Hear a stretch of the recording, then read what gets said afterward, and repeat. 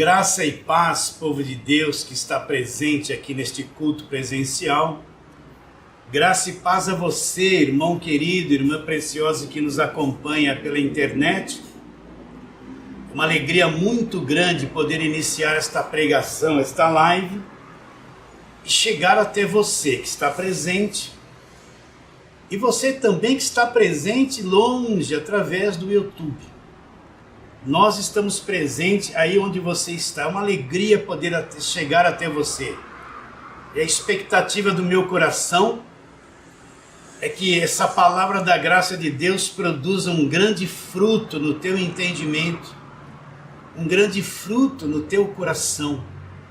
E nós juntos venhamos entender o que Paulo diz em Romanos capítulo 1, verso 16 e 17, que eu sempre repito estes versos aqui. Paulo diz: não me envergonho do Evangelho, porque o Evangelho é o que, Paulo? É o poder de Deus para a salvação de todo aquele que crê. Quando é que Paulo fala isso? Não me envergonho do Evangelho. Paulo está cercado de judeus que são contra ele. Paulo está cercado de perseguidores que não acreditam naquilo que ele fala, que ele ensina. Paulo está cercado de uma liderança que quer tirar a vida dele e que qualificam aquilo que Paulo prega como um desvio da verdade. É como se Paulo estivesse ali numa grande solidão, cercado por uma grande oposição, liderança religiosa, um sistema religioso financeiro muito poderoso contra ele, um monte de fariseus, saduceus, religiosos, guardadores da lei, oprimindo ele, querendo tirar a vida dele. É como se ele estivesse ali sozinho. Mas ele diz: eu não me envergonho, ainda que exista toda essa posição contra mim, eu não me envergonho do Evangelho. Posso passar por tudo isso que estou passando, eu não me envergonho, porque eu descobri o que é o Evangelho. Ele fala: o Evangelho é o poder de Deus. Então o que é o Evangelho? É o poder de Deus. Como esse poder chega até nós? Ele vem pelo conhecimento. Então é um conhecimento que eu passo a ter do Evangelho por revelação de Deus. E esse conhecimento é o poder de Deus que me liberta de toda a religiosidade, de todo o cativeiro, me liberta da velha aliança. E esse poder de Deus, que é o Evangelho que vem por esse conhecimento, tem um grande efeito na minha vida. Me põe na verdadeira liberdade que só o Evangelho da graça de Deus tem. Agora Paulo, quando fala do Evangelho, não leve a mal que eu repito muito isso. Paulo tem em mente que a lei acabou, Paulo tem em mente que o judaísmo acabou, Paulo tem em mente que as festas judaicas acabaram, que não tem mais razão de ser o templo de Salomão, os sacerdotes acabaram, tudo aquilo da velha aliança acabou na cruz. Então Paulo sabe o que está dizendo, porque ele mesmo foi um guardador da lei. Então quando ele fala, não me envergonho do Evangelho que é o poder de Deus, ele sabe que da cruz, quando Jesus derramou o sangue dele ali na cruz para frente, é que esse Evangelho é revelado. Então Paulo não vai voltar a pregar o Velho Testamento. Quando ele usa o Velho Testamento, ele traz para o Novo, é só para mostrar aquilo que já se cumpriu, aquilo que já acabou, aquilo que foi substituído. Paulo não vai mais utilizar pregações do Velho Testamento para levar a igreja lá para o Velho Testamento, para tentar levar a igreja para o judaísmo, porque ele sabe que Evangelho não é Velho Testamento. Nunca esqueça isso. Por que, pastor, o senhor repete tanto isso? Porque leva anos para tirar a névoa da mente das pessoas sobre aquilo que é Evangelho e sobre aquilo que não é o Evangelho. Existe uma mescla tão grande do Velho com o Novo Testamento que eles pensam que toda a Bíblia é o Evangelho. Toda a Bíblia é a palavra de Deus inspirada, é claro, mas Evangelho eu só encontro nas cartas de Paulo. Então, quando Paulo fala não me envergonho do Evangelho, ele sabe de todas estas coisas. E esse Evangelho foi revelado diretamente por Jesus Cristo a Paulo. Mas vamos à palavra de hoje, vamos lá. Hebreus capítulo 10, vamos recapitular aquilo que sempre temos pregado aqui. Você já me ouviu pregar isso umas dezenas de vezes, mas não tem problema. Eu preciso repetir e repetir e repetir cada vez mais a grandeza das verdades do Evangelho da Graça de Deus. Então, Hebreus capítulo 10, versos 19 a 22. Nós vamos fazer a leitura. Hebreus 10, 19 a 22. Tendo, pois, irmãos, intrepidez para entrar aonde? Lá nos santos dos santos. E o que me dá condições de entrar nos santos dos santos? Paulo revela isto aqui, pelo sangue de Jesus. Há lá um novo e vivo caminho, pelo novo e vivo caminho que ele nos consagrou, ele nos deu, abriu um novo e vivo caminho. Pelo véu, isto é, pela sua carne. Tendo grande sacerdote sobre a casa de Deus, aproximemo-nos com sincero coração, em plena certeza de fé, tendo o coração purificado da má consciência e lavado o corpo com água pura. Então olha que coisa gloriosa que Paulo está explicando. Ele está explicando um caminho que não existia, uma forma de se achegar a Deus, um meio de estar na presença de Deus que não existia na velha aliança. Ele está dizendo que através de Jesus, da sua morte, do seu corpo que foi cravado na cruz, Deus abre uma porta que não existia na velha aliança e um novo caminho, uma nova forma de se achegar a Deus foi instituída.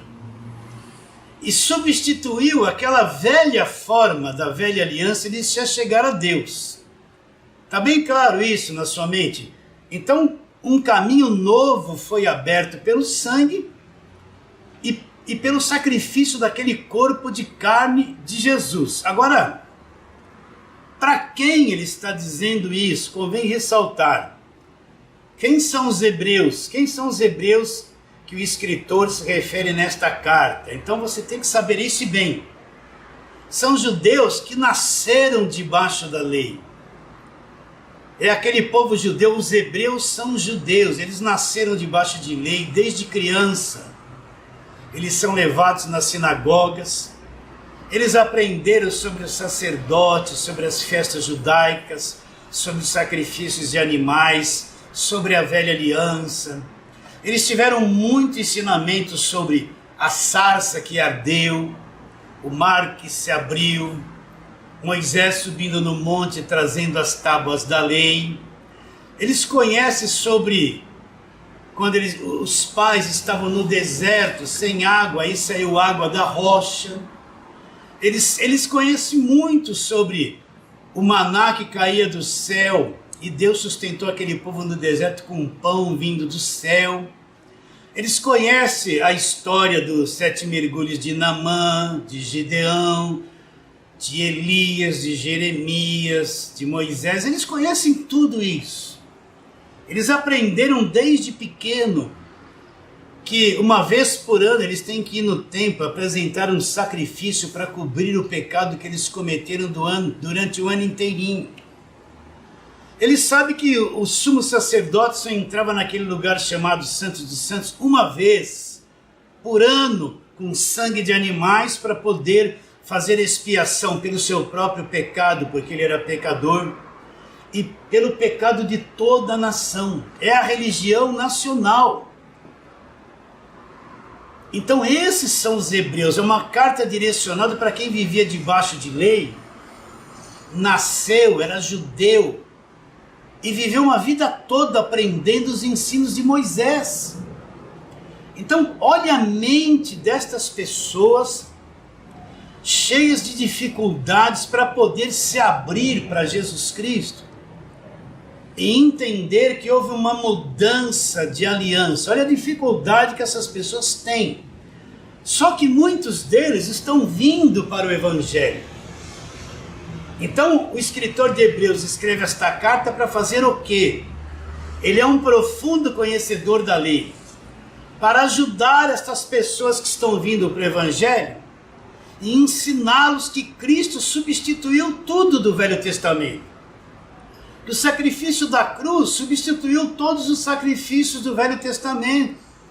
Que aquele sangue derramado na cruz foi um sangue de um cordeiro perfeito, que não tem mais necessidade de fazer sacrifício pelos pecados, porque um verdadeiro sacrifício já aconteceu na cruz. Então o escritor escreve esta carta mostrando que Cristo substituiu tudo aquilo que era da lei, dos salmos, dos profetas, e acabou com tudo aquilo na cruz. O escritor de Hebreus sabe a dificuldade deste povo de ter que abandonar 30, 40, 50 anos de fé debaixo de lei, largar toda a tradição trazida por Moisés. O escritor de Hebreus sabe disso. Então ele vai discorrendo, ele vai fazendo um paralelo do que Cristo fez, daquilo que se cumpriu e daquele costume da velha aliança que se acabou. Você quer entender como o fim da lei é Cristo? Onde está escrito isso? Em Romanos 10, 4. O que diz lá? O fim da lei é Cristo para a justiça de todo aquele que crê. Só em capítulo 10 de Hebreus é que o escritor começa a fechar o cerco e mostrar que toda aquela religião judaica acabou na cruz. Quando ele diz o fim da lei é Cristo, quer dizer que todos aqueles rituais trazidos por Moisés, templo, adoração no templo, os louvores no templo, tudo aquilo, o fim de tudo aquilo é Cristo para a justiça de todo aquele que crê. Então o escritor de Hebreus sabe que ele está trabalhando com mentes aprisionadas na velha aliança, nascidas na velha aliança.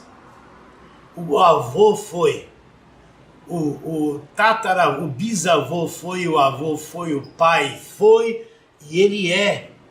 Então o escritor sabe que está fazendo um trabalho que nem de britadeira para furar asfalto, tentando tirar a dureza de tudo aquilo que estava na mente e no coração deles. Mas qual era o ponto principal? Falando num novo caminho que aquele povo acreditava. Como é que eles se relacionavam com Deus? Quando eles iriam fazer as ofertas dele, eles não poderiam fazer a oferta dele direto a Deus. Esse era o princípio da lei. Quando eles iam fazer uma oferta, eles iam à presença de Deus, eles teriam que trazer a oferta deles, o sacrifício. Não podia fazer direto a Deus, tinha que ter um intermediário. Eles vinham, apresentavam aquilo para o sacerdote, e o sacerdote então, representando esta pessoa, ele ia chegar diante de Deus e apresentar aquela oferta deste pecador. A oferta que o sacerdote apresentava não era por ele, era representando aquela pessoa que veio ofertar as coisas a Deus. Então ela não podia passar por cima do sacerdote e ir direto a Deus, não era proibido, esse caminho não existia na velha aliança. Essa pessoa sempre tinha que depender de um líder, de um representante, para poder ter acesso a Deus. Está bem claro isso? Então ele vinha, olha, eu vou buscar a Deus, vou fazer um sacrifício pelo meu pecado, olha, eu preciso de alguém, não posso ir direto, a porta está fechada. Então eu procuro o sacerdote, apresento isso para ele, ele pega, vai diante de Deus, me representa, e quando Deus quer falar comigo, o sacerdote vem com a voz de Deus, fica de costas para Deus, volta para o homem e fala para o homem. Não fala direto, sempre tem um intermediário. Então essa era a forma que o povo do Velho Testamento se chegava a Deus.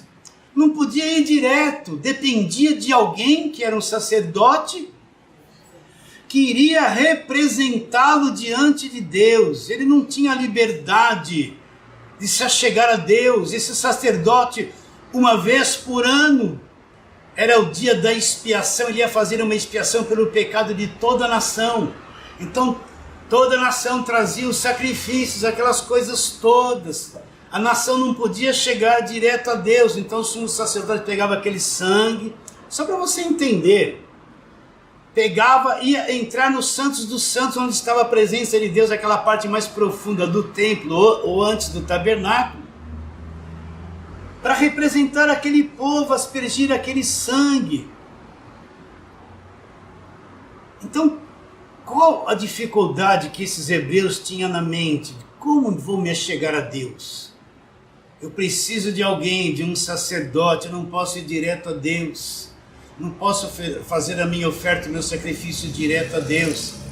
Esse era o princípio da velha aliança. Está claro isso? Vocês estão entendendo isso claramente? Agora, esse princípio, ele está no meio da igreja até os dias de hoje. Então, repare bem, a igreja levantou homens de Deus. Então, eles trazem esse mesmo princípio da velha aliança. Eles não ensinam que a pessoa tem um acesso direto a Deus. Sempre vai depender, não leve a mal de repetir isso. Eu preciso de um bispo, eu preciso de um apóstolo, eu preciso de um pastor, eu preciso de um líder, alguém muito santo, que é melhor que eu, que tem um cargo eclesiástico, que faça alguma coisa por mim. Então a pessoa vem, meu Deus, preciso de uma libertação, vou pedir oração para esse apóstolo. Ela não entende o caminho aberto, ela tem essa mentalidade da lei que ela precisa de um líder, que esse líder vai fazer alguma coisa por ela. Então ela vive atrás de um apóstolo que tem dom, ela vive atrás de uma liderança, ela vive atrás de um pastor, de um bispo. Ela depende de líderes religiosos para ter acesso a Deus ou ter alguma coisa de Deus em favor delas. Porque ela se sente culpada, ela se sente, eu não estou muito santa. Aquele pastor sim é muito santo. Esse apóstolo é um grande homem de Deus, então eles exaltam, adoram os seus apóstolos. É daí que vem esse negócio no meio pentecostal, cobertura apostólica. Você vê que final de década de 80 para cá surgiu esse negócio, cobertura apostólica.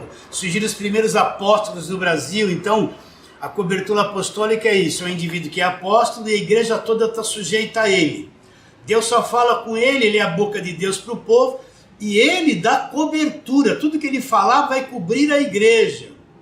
Quem sai debaixo do apostolado dele cai debaixo de maldição porque perdeu a cobertura. Um homem defeituoso, ele é a cobertura da igreja. A cobertura não é Jesus, a cobertura é ele. Vocês entendem? Então, a maior parte do povo de Deus, ele depende de líderes, depende de uma igreja, depende de um bispo. Olha no meio católico, por exemplo, criou-se um santo para cada dia, não é verdade? Criou-se uma mentalidade de Maria como intercessora, então eu me achego para Maria para ela pedir para o filho chegar no Pai. Não é um monte de... Por exemplo, o Papa é Deus na Igreja Católica, ele é o maioral, ele domina todo mundo, ele é Deus na terra. Ele é o intermediário, então para as pessoas se achegarem a Deus, tem que se achegar ao Papa. O que ele vai falar é que o povo vai fazer. Então pegam ele, beijam a mão dele, se ajoelham diante dele. Vocês estão entendendo? Tudo isso é coisa trazida pela velha aliança. Então a maior parte da igreja de hoje depende de homens, depende de outros. Por isso que eles falam, a minha oração é forte, eu vou ungir você com óleo, eu sou isso, eu sou aquilo, vem no culto, vem na campanha, e sempre focando o indivíduo que vai abrir a porta e fazer alguma coisa. Está claro isso na sua mente? Sempre o foco é isso, meus irmãos. Então cria um monte de gente com essa mentalidade dos hebreus. Eu dependo de alguém, eu preciso de uma igreja, eu dependo de um louvor, eu dependo de um líder, eu dependo de um bispo, eu dependo de um apóstolo atual, eu dependo. Então essas pessoas correm atrás deles, eles não sabem que a porta foi aberta, existe um novo e vivo caminho, uma nova forma trazida pelo sangue da cruz, de se relacionar com Deus. Qualquer um tem acesso direto a Deus. Eu não preciso estar reunido com a igreja para ter acesso a Deus. Eu não preciso de uma construção chamada templo para ter acesso a Deus. Não precisa de um líder, seja lá ele quem for, para ter acesso a Deus. Existe uma porta que foi aberta, um novo e vivo caminho, que qualquer um que crê que está na nova aliança, ele tem um acesso direto a Deus. Está bem claro isso na sua mente? Você da internet entende esse arroz com feijão, esse leitinho do qual nós estamos falando? Está bem claro isso na sua mente? Então o escritor de Hebreus, ele sabe a dificuldade desses judeus que estão vindo para o Evangelho. Então ele está trabalhando até o capítulo 10 inteiro. Agora aqui no capítulo 10, finalizando, ele fala assim, vou ler, meus irmãos, tendo intrepidez, 10, 19, para entrar nos santos dos santos. O que era os santos dos santos? Aquele lugar principal no interior do templo, onde o sumo sacerdote entrava uma vez por ano com sangue de animais. Agora o escritor de Hebreus, depois de trabalhar tudo isso que nós falamos, ele está dizendo que agora qualquer um, eu não preciso mais de dependência, não preciso mais de templo, não preciso mais de sacerdote, não preciso mais, agora eu posso entrar livremente naquele lugar que me era proibido, naquele lugar que só o sumo sacerdote entrava uma vez por ano. Não, agora aquilo acabou, um novo caminho foi aberto.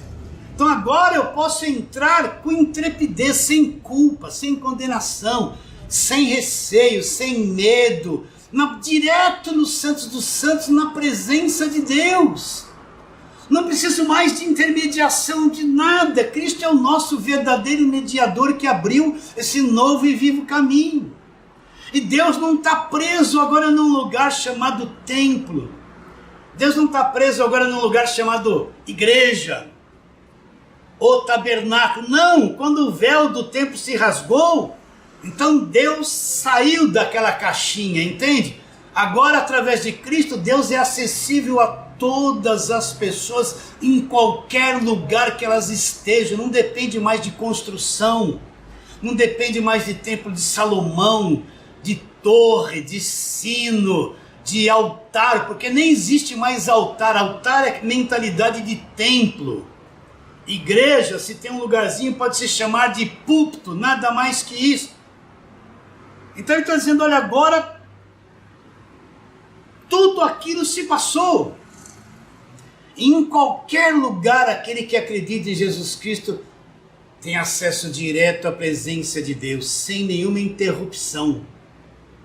Olha como a coisa se tornou simples. Agora imagine a mente dos hebreus quando ouviram isso, se não entendessem direito, era destruir tudo aquilo que eles acreditavam uma vida inteira.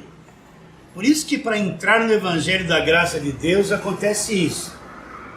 Eu tenho que às vezes deixar o Evangelho destruir aquilo que eu acreditei uma vida inteira. A tradição da igreja evangélica de uma vida inteira. Se não deixar aquilo passar, não tem lugar para um novo entendimento e ver esse novo e vivo caminho. Então, o escritor está dizendo agora, meus irmãos, como se nós fôssemos sacerdotes, e nós somos.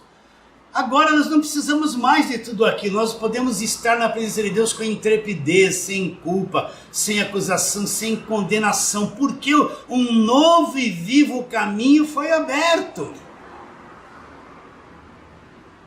O que deu condições de abrir esse novo e vivo caminho? Ele fala assim, pelo sangue de Jesus, o novo e vivo caminho, e ele diz depois o quê?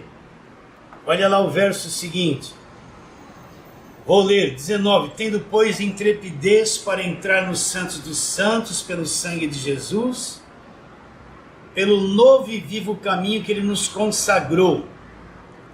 O que é uma coisa consagrada? A gente que está assim, vou me consagrar a Deus. O que você está dizendo? Deus, a partir de agora eu vou viver uma vida para o Senhor. Eu me dou para o Senhor e vou me consagrar. Vou fazer tudo aquilo que lhe agrada. Então eu estou me consagrando a Deus. Na velha aliança, o que era uma coisa consagrada a Deus? Eles pegavam o ouro, aqueles utensílios, punham o óleo em cima daquilo e diziam assim, agora isso aqui foi consagrado a Deus, vai ser utilizado dentro do templo para Deus. Agora está dizendo que Cristo nos consagrou o novo e vivo caminho. Quem consagrou foi Ele, não foi eu que consagrei. Estão entendendo ou não? Uma coisa que Ele separou para mim, foi Ele que separou, foi Ele que providenciou, foi Ele que consagrou esse caminho para mim. Não foi eu que conquistei. É consagração dele para mim. Geralmente a consagração do homem é do homem para Deus. Mas esse novo e vivo caminho é uma consagração de Deus para o homem. É o contrário. Por isso que é eterno. Olha lá, vou ler de novo. Pelo novo e vivo caminho, verso 20. Que ele nos consagrou pelo véu, isto é, pela sua carne. Então ele apresenta duas coisas que nos deram condições de ter esse novo e vivo caminho. O primeiro delas foi o sangue. E a segunda delas foi a carne. Quando eles ofereciam o cordeiro no Velho Testamento, eles ofereciam o sangue e o corpo daquele animal. Agora João Batista fala, olha Jesus, olha o cordeiro de Deus, não é o cordeiro do homem, não é oferta de homem. O cordeiro de Deus que vai tirar o pecado do mundo, por isso que ele teve que nascer de carne e sangue como eu e você, para ser o verdadeiro cordeiro.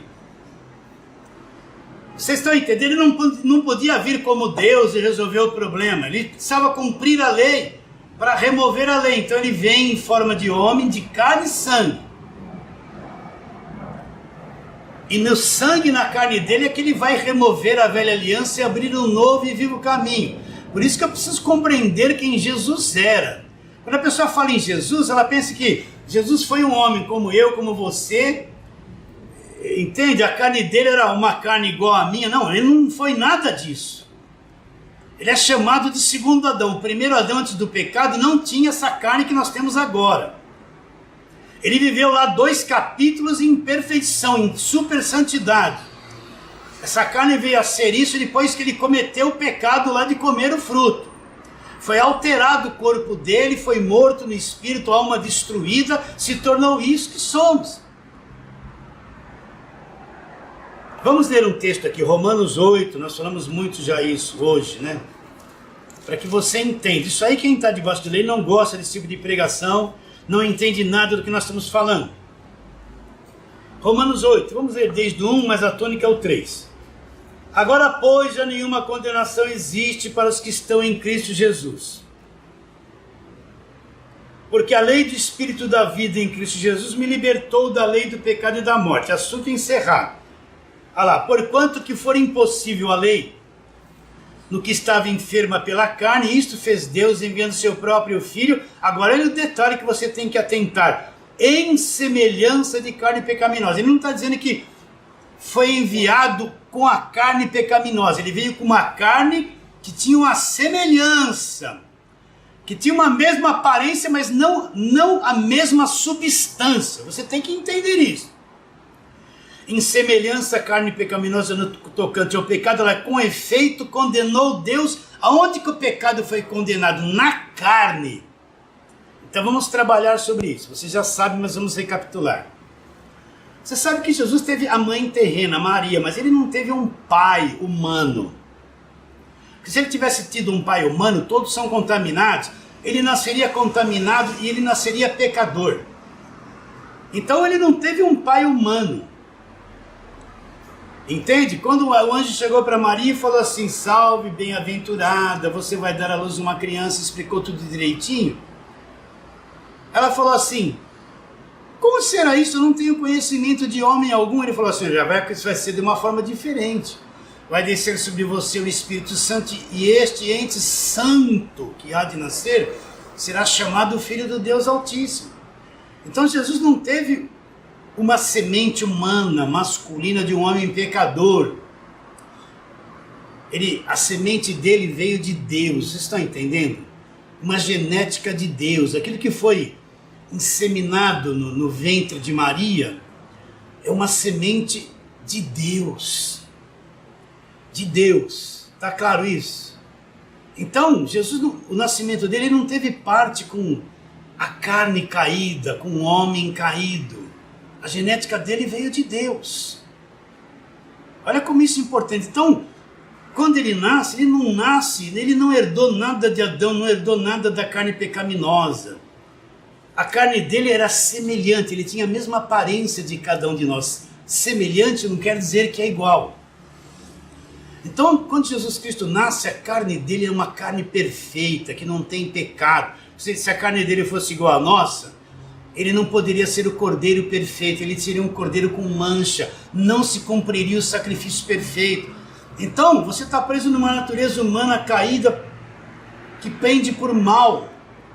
Mas a carne de Jesus era perfeita, não tinha essas quedas, essas tendências, essas coisas que a tua carne tem. Ele era a carne perfeita, um corpo humano perfeito. Vocês entendem ou não? Está entendendo o que eu estou dizendo? Então, aquela carne, aquele corpo de carne semelhante à carne pecaminosa era perfeito. Não tinha pecado nele, não tinha mancha nele. E o sangue dele? O sangue dele ele também não herdou de Adão. É um sangue que veio nessa genética.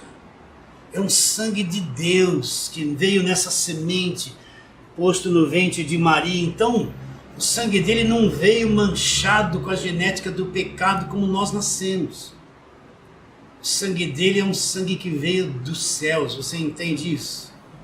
Para você, eu estou usando uma linguagem simples. Era o sangue puro. Se o sangue dele fosse contaminado como o nosso, ele não poderia estabelecer a nova aliança. Está claro isso? Então, quando Jesus Cristo nasce, ele tem um corpo perfeito, sem pecado. Ele tem um sangue perfeito, sem pecado. Ele é o Cordeiro de Deus, que vai tirar o pecado do mundo. Agora, quando fala em tirar pecado, ele não veio tirar o defeito que o pecado trouxe para a raça humana. O defeito continua. Qual o pecado que ele tirou do mundo? Tudo que entrou por Adão, a condenação que entrou por Adão, tudo que entrou por Adão, é isso que ele tira na cruz. Mas ele não tirou a imperfeição da raça humana. Por isso que a raça humana continua defeituosa, cometendo erro, pecando, fazendo... Por quê? Ele tirou a culpa, mas não tirou o resultado, o estrago que a culpa trouxe para a raça humana. Então você vê a raça humana desastrosa, continuando. Então quando você lê Colossenses 2,14, o escrito de dívida que era contra nós, constava de ordenanças, nos era prejudicial, ele removeu inteiramente aonde? Encravando ele aonde? Na cruz. Então tudo aquilo que acusava, que condenava, às vezes eu até canso de falar isso, eu acho que você cansa de ouvir. Tudo, você tem que enxergar isso. Para você entender que é salvo e não perca a salvação, não perde a salvação, você tem que ver isso. Tudo ele cravou, ele removeu na cruz. Então ele removeu a culpa, o pecado, removeu tudo na cruz. Está removido, mas não removeu. A pessoa foi curada de Covid, eu estava vendo os sintomas, a pessoa foi curada, mas deixou sequelas. Então uma sente fraqueza, outra é palpitação no coração, já foi curada há mais de um ano, sente cansaço. O Covid foi eliminado, mas as sequelas ficaram na carne dele e vai demorar anos para sair isso. Então o pecado foi eliminado na cruz, a culpa foi, a dívida foi eliminada, mas as sequelas estão aí na raça humana, a coisa continua a destruição. Está bem claro isso? Então a carne dele era uma carne perfeita, o sangue dele era um sangue perfeito, não tinha contaminação. Então quando ele vai para a cruz, ele é o Cordeiro de Deus, perfeito, sem mancha. Se ele tivesse uma manchinha, não existia Novo Testamento, não existia igreja, não existia nova aliança, não tinha nada seguro para que isso viesse a existir. Você está entendendo isso? Não teria base para ser aberto um novo e vivo caminho. A lei estaria em vigor, nós estaríamos debaixo da mesma maldição da lei. Mas o Cordeiro de Deus que tira o pecado do mundo, o Cordeiro sem defeito, sem mancha, sem mácula, ele veio. E quando ele vai para a cruz, olha lá o final do verso 3 de Romanos 8, olha lá. Com efeito, condenou Deus na carne o quê? O pecado. Então o pecado foi condenado na carne do Senhor Jesus Cristo, naquele corpo perfeito. Então quando ele derrama o sangue dele na cruz, a carne dele Na carne o pecado é condenado e executado, a dívida acaba ali. Agora que ali na cruz ele remove lei, remove culpa, remove que entrou por Adão, removeu tudo. Então o que Deus faz agora? Agora ele escancara a porta, abriu um novo e vivo caminho. Está aberto. Não preciso mais da velha aliança, de intermediários, de animais sacrificados, de festas judaicas, de templo, de sacerdote. Não preciso mais de nada daqueles rituais, aquilo acabou. Não tem mais oferta pelo pecado, não tem mais sacrifício, não tem mais templo, não tem mais nada, acabou tudo aquilo ali.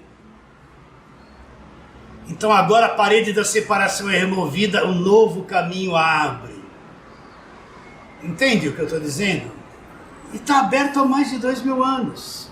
Agora qual a base da abertura desse novo caminho? Aquele sangue e aquele corpo que foi cravado na cruz, é o Cristo crucificado.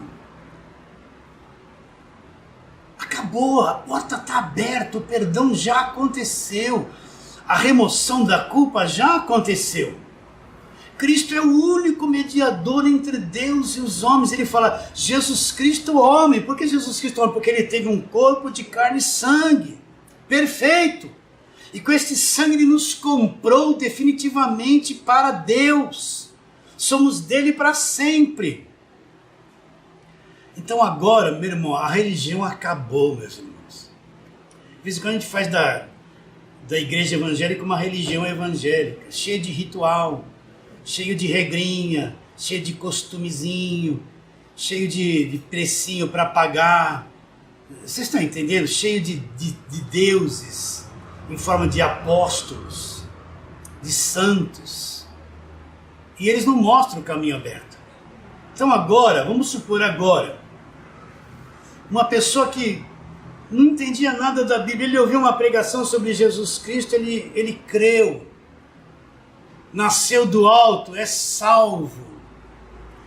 Essa porta sempre esteve aberta, que ele estava ainda nas trevas, na escuridão, não via isso. Agora se ele creu em Cristo e se tornou um filho de Deus e é salvo, essa porta está aberta diante dele, escancarada. Ele só precisa aprender que ele tem esse acesso direto a Deus agora, tá? Não tem mais obstáculos, que ele é um perdoado, um justificado, redimido, reconciliado, comprado pelo sangue, herdeiro de Deus, co-herdeiro com Cristo, é propriedade exclusiva de Deus. É isso que precisa ser ensinado, pregado, abrir os olhos das pessoas. Está tudo aberto, o caminho já aconteceu há mais de 2000 anos, não tem mais indulgências, não tem mais rituais que a igreja evangélica quer impor. O caminho está aberto, qualquer um tem acesso direto a Deus. Você na tua casa tem acesso direto a Deus, dirigindo o teu carro tem acesso direto a Deus. Eu não preciso ir num lugar específico que Deus lá está lá, ele é casa de Deus. Igreja não é casa de Deus. Casa de Deus somos nós. Isso aí acaba com a igreja organizada. Se começarem a pregar isso, acaba com os rituais, acaba com a cobrança de dízimo, acaba com os apóstolos, com os falsos milagres. Desmonta esse sistema todo, desmonta. E era isso que Paulo estava fazendo, pregando o evangelho da graça de Deus. Então o novo e vivo caminho está aberto. Qualquer um que crê em Jesus Cristo, essa porta está escancarada. Ele só precisa aprender o evangelho. Ele precisa ser construído por dentro com o verdadeiro ensino do evangelho, para que ele vá entrando nisso que já é dele por direito. Então eu não vou estar na presença de Deus, ó Deus, tem misericórdia de mim. Isso é oração de salmista. Ó Deus, tem misericórdia de mim, eu sou um grande pecador. Olha para o verme de Jacó. Porque o salmista está lá, o Davi cometeu pecado, cometeu adultério, está pesando sobre ele a maldição. Ele está oprimido, ele não encontra o perdão, tem misericórdia de mim, está num caos total. Ele não sabe da cruz. Na visão dele o perdão é sacrificar 1000 bois, 2000, e não vai resolver, não vai tirar a culpa de dentro dele. Então você vai encontrar assim, Velha aliança, buscar-me-eis e me achareis quando você me buscar de todo o coração. Se eu não buscar de todo o coração, não vou achar. Então depende de mim. Na nova aliança, se eu creio em Cristo, eu já achei.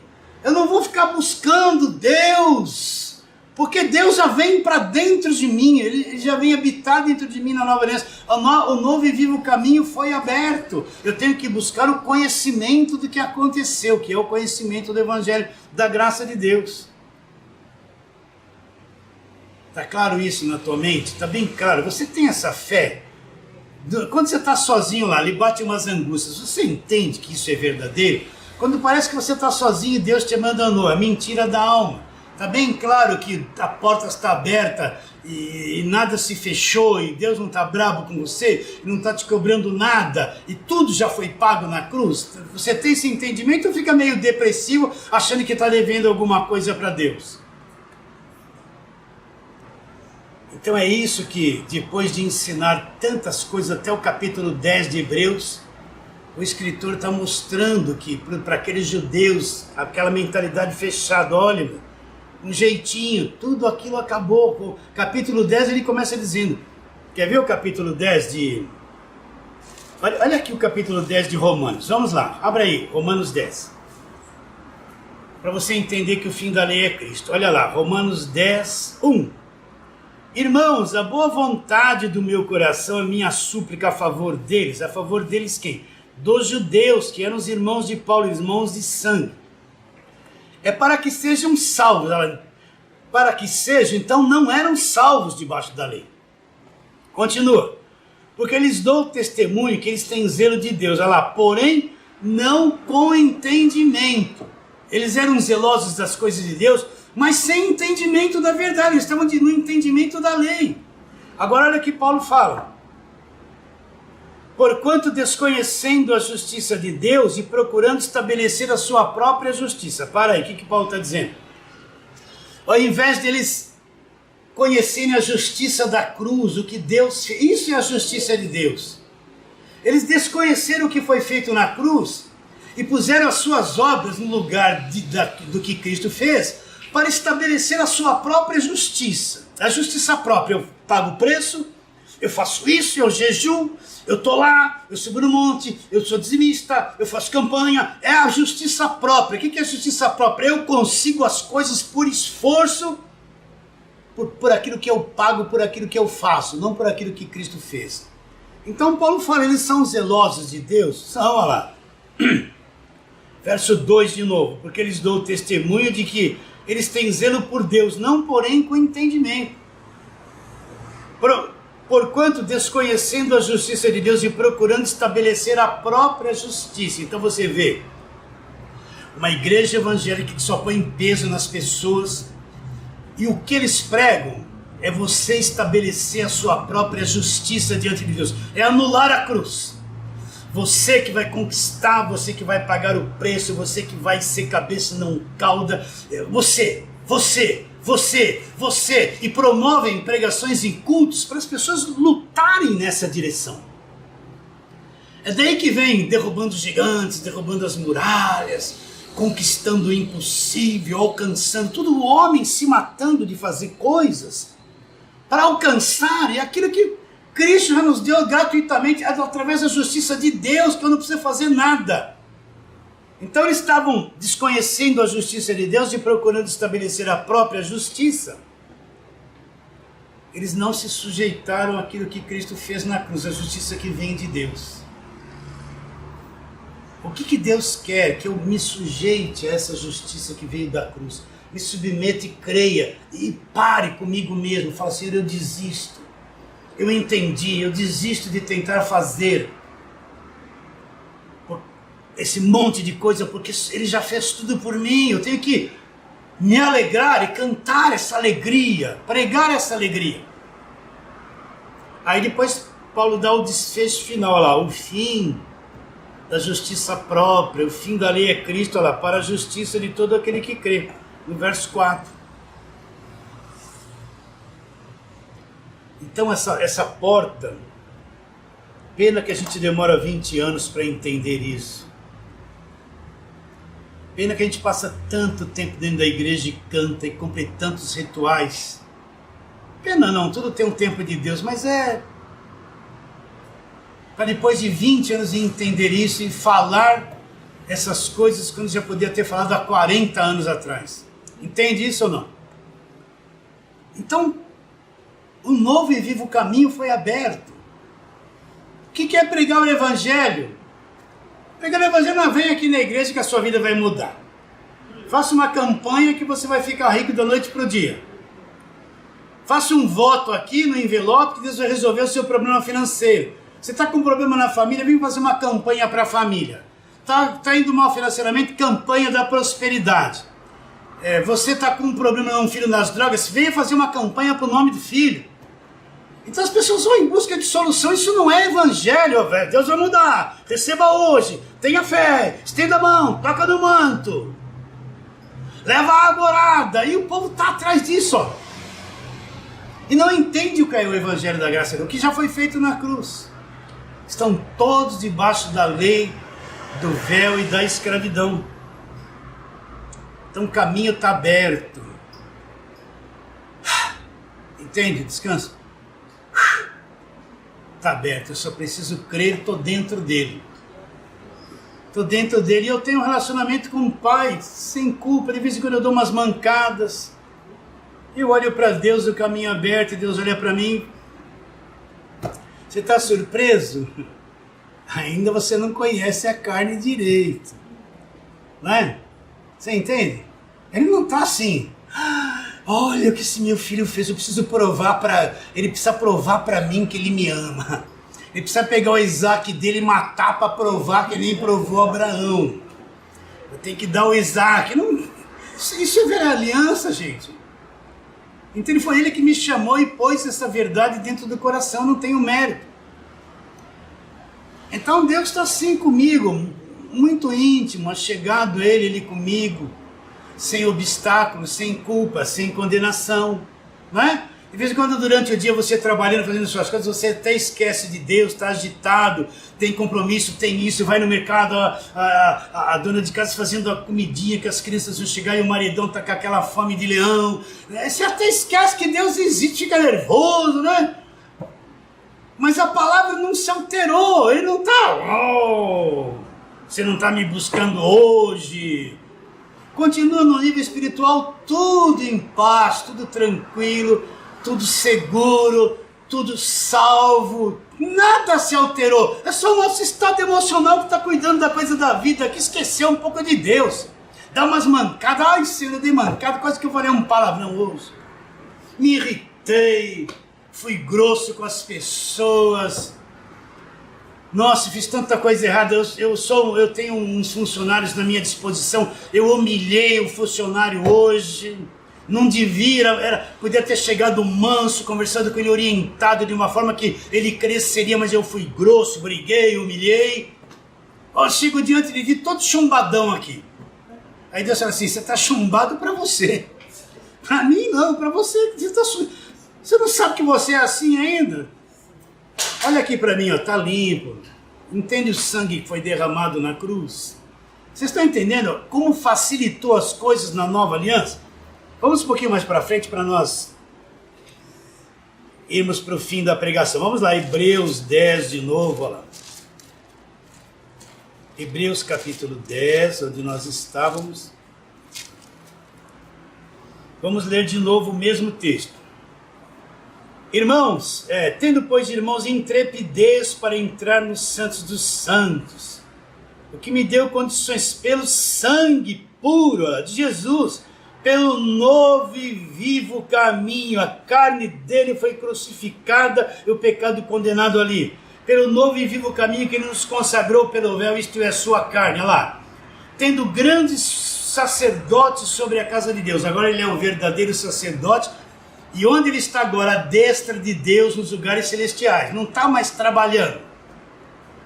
Olha lá, aproximemos. Agora eu vou me aproximar de Deus. Com o quê? Com sacrifício, oferta, com voto. Não, tudo isso acabou. Olha lá.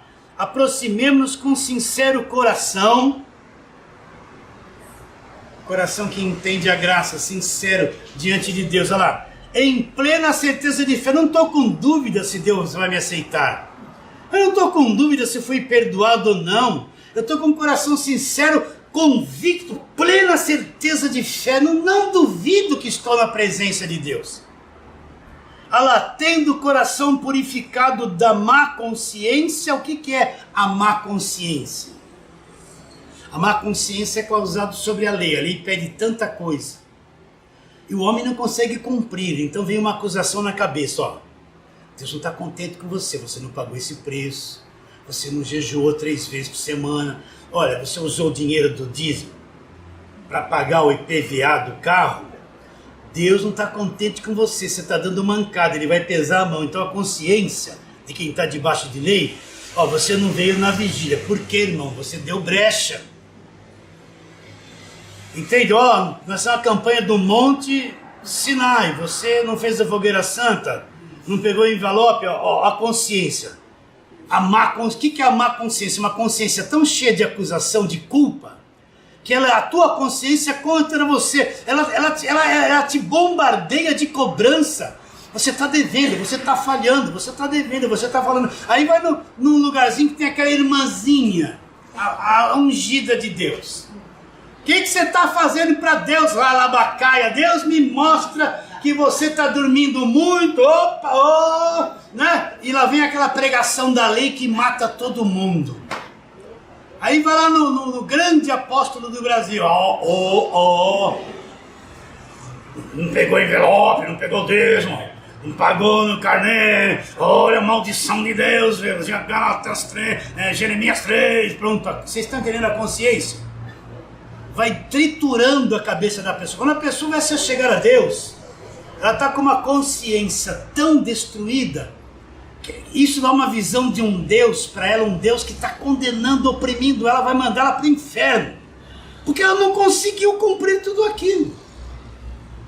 Então está cheio de gente de igreja de lei condenado, aquelas irmãs de igreja que proíbe cortar o cabelo, não põe certa roupa, a igreja que fala que se puser uma roupa comum é mundana. Essa gente está destruída. A consciência deles, eles não sabem nem se são salvos. É a má consciência que acusa, condena uma vida inteira. Tem gente que está 40 anos no evangelho com essa má consciência, acusando a vida inteira. Ele nunca entrou na liberdade da graça de Deus, nunca. Então vamos lá, de novo, verso de número 22. Aproximemos ela sem culpa, sem condenação, com sincero coração, em plena certeza de fé, ela tendo o coração purificado da má consciência. Então eu não tenho mais uma consciência da culpa, de acusação, do pecado, de condenação. A minha consciência foi purificada, limpa, o sangue de Jesus limpou a minha consciência. Eu não estou mais debaixo da presença de Deus acusado, condenado, devendo, tem que pagar. Eu não fiz, deixei de fazer, eu falhei, coitado, Deus, tem misericórdia, é o pânico. Não. A minha consciência, a tua consciência foi purificada, você vive na presença de Deus, oh Deus maravilhoso. É daí que brota o verdadeiro louvor, é daí que brota a verdadeira adoração. Acabou, a minha cabeça está livre. Eu não estou mais condenado. Não adianta vir os irmãozinhos que você está fazendo para Deus. Olha, você não jejuou. Olha, você não pagou o preço. Sabe? Lixo, isso é tudo distância dessa gente. Eles estão escravizados. Infelizmente, estão muito escravizados. E vão nos condenar. Porque você não pratica o que eles querem que você pratique. Aproximemo-nos com sincero coração, em plena certeza de fé, tendo o coração purificado da má consciência e o corpo purificado, lavado com água pura. Água pura aqui é a palavra. Então esse caminho está aberto, irmãos. Agora, eu tenho que viver isso todo dia. Por isso que essas verdades têm que estar bem cravadas dentro de mim, para nas situações da vida que eu enfrento, que algumas coisas desagradáveis, eu tenha conhecimento e vá enfrentando a vida com maturidade, com sabedoria, com administração. Os medos que a vida quer me impor, situação política, situação de enfermidade, governo que quer nos impor e nos achatar, Então a gente vai vivendo isso com essas verdades na nossa mente e no nosso coração, prevalecendo, enfrentando, caminhando, indo. Isso que é viver pela fé. Viver pela fé é viver crendo naquilo que Cristo já fez por nós. Então o caminho já está aberto, meu irmão, minha irmã, o caminho já está aberto. Fala assim, graças a Deus. Então vamos terminando esta live por aqui. Foi uma alegria estar com todos vocês. Com plena convicção que essa palavra falar uma grande obra no teu coração, nós vamos ficando por aqui. E eu quero declarar isso. A tua vida vale mais que o mundo inteiro.